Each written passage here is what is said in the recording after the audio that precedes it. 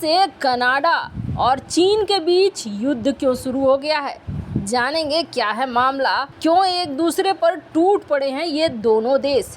जहां एक तरफ ये सब कुछ हो रहा है तो वहीं इजराइल में आखिर ऐसा क्या हुआ कि आधे रास्ते से लौटना पड़ा है इजरायली विदेश मंत्री को भारत छोड़कर। जानेंगे क्या है मामला, क्यों भीषण एयर स्ट्राइक हो रहे हैं, जियोपॉलिटिक्स में बहुत धमाल मचा हुआ है। आइए जानते हैं इन खबरों को विस्तार से। आपको याद होगा इंडोनेशिया का G20 का मीटिंग, जिस मीटिंग में जिस तरीके से जिनपिंग ने अपनी आक्रामक छवि दिखाई, पूरी दुनिया के सामने ही भिड़ गए थे कनाडा के पीएम जस्टिन ट्रूडो से। वो एक ऐसा मौका था जब लग नहीं रहा था कि कोई राजनेता बात कर रहा है। क्रिकेट में अक्सर हम लोग देखते हैं कई बार भारत पाकिस्तान के दो खिलाड़ी आपस में लड़ने लगते हैं। ऐसा ही कुछ नज़ारा जिनपिंग और कनाडा के पीएम के बीच देखने को मिला था। उस समय मामला क्या था? मामला ये था कि कनाडा के पीएम को जिनपिंग ने ये कहा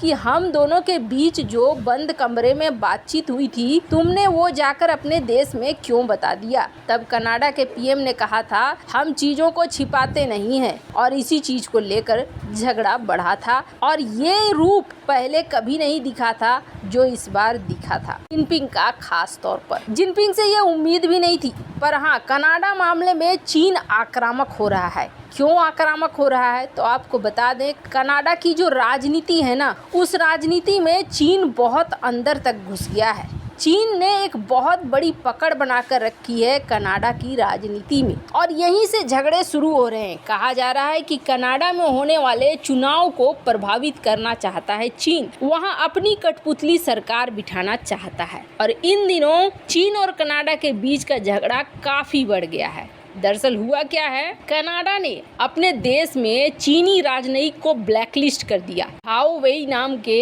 ये राजनयिक है, जिस राजनयिक को बाहर निकाल दिया गया और कहा गया इसे अभी तुरंत देश छोड़ना होगा और इसकी वापसी नहीं हो सकती है। इसे ब्लैकलिस्ट भी कर दिया गया। अब कारण क्या था? कारण ये था कि ये चीनी राजनयिक एक कनाडा के सांसद को डराने की कोशिश कर रहा था। कहा जाता है कि कनाडा के सांसद को ये कह रहा था कि उसके हिसाब से चलो। अब उसका हिसाब कौन सा है, ये जिनपिंग को देखकर ही समझ में आता है।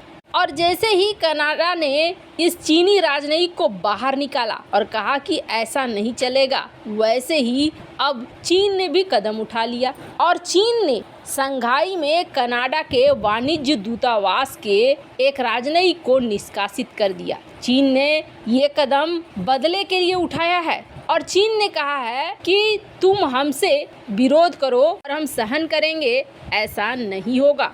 चीन ने जेनिफर लिन, जो कि कनाडा के राजनयिक थे, ये महावाणिज्य दूतावास में काम कर रहे थे, इसे पर्सोना नॉन ग्रेटा घोषित कर दिया है। और इसका मतलब होता है कि दूत को वापस घर जाने के लिए कहा गया है, और अगर दूत वापस नहीं जाता है तो चीन उसे दूत मानने से इनकार कर देगा और फिर उस तरीके से उसके साथ व्यवहार करेगा जैसे एक विदेशी राजनयिक के साथ किया जाता है, साधारण आदमी के साथ किया जाता है। आपको बता दें, चीनी डिप्लोमेट ने कनाडा के सांसद से उसके नज़दीकी रिश्तेदार के बारे में भी जानकारियां जुटाई थी। और साधारण सी बात है कि चीनियों के ऊपर कनाडा में आरोप लगता है कि ये यहाँ पर सत्ता पलटने के लिए बहुत दिनों से काम कर रहे हैं। यही वजह है कनाडा का गुस्सा चीन के ऊपर फूट पड़ा है। खैर, जहाँ एक तरफ ये सब कुछ हो रहा है तो वहीं दूसरी तरफ अचानक से भारत आए विदेश मंत्री इजराइल के, और उन्हें आनन फानन में बहुत सारी चीजें करनी पड़ी, वापस लौटना पड़ा।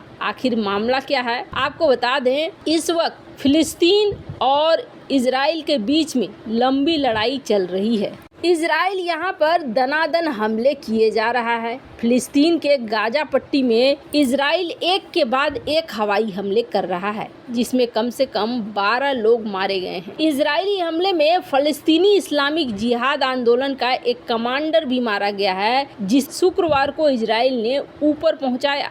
आपको बता दें, कहा जा रहा है कि इस बार जो लड़ाई हो रही है, जो इस्लामिक जिहाद संगठन ने जो लड़ाई छेड़ी है, ये आपको फ़लस्तीन और हमास से संबंधित संगठन ही है। और कहा जाता है कि ये संगठन ईरान के बहुत ज़्यादा करीब है और ईरान के साथ अच्छे संबंध होने की वजह से इजराइल पर ये घातक हमला करना चाहता है। इनको जिस तरीके से ट्रेनिंग दी गई है, उसके बाद इन्हें पैसे दिए जा रहे हैं, इसको लेकर इजराइल को कहना है कि ये सब कुछ ईरान करवा रहा है। आपको याद होगा, हाल ही में ईरानी विदेश मंत्री लेबनान पहुंचे थे और लेबनान पहुंचकर इन्होंने कहा था कि बहुत जल्द ये देश खत्म हो जाएगा, इजराइल ये नक्शे में नहीं होगा। इस बात को लेकर इजराइल बहुत ज़्यादा चौकन्ना हो गया है कि कहीं ईरान हम पर हमला न कर दे, और ईरान समर्थित किसी भी चीज़ को वो हल्के में नहीं ले रहा है। आपको बता दें, न सिर्फ ईरान के विदेश मंत्री बल्कि ईरान के रिवोल्यूशनरी गार्ड कॉर्प्स के प्रमुख ने पिछले साल कहा था कि इजराइल के खिलाफ कोई भी लड़ाई लड़े, चाहे वो फ़लस्तीनी ही क्यों ना हो, वो अकेले नहीं है। हम अंत तक इस रास्ते में आपके साथ खड़े रहेंगे।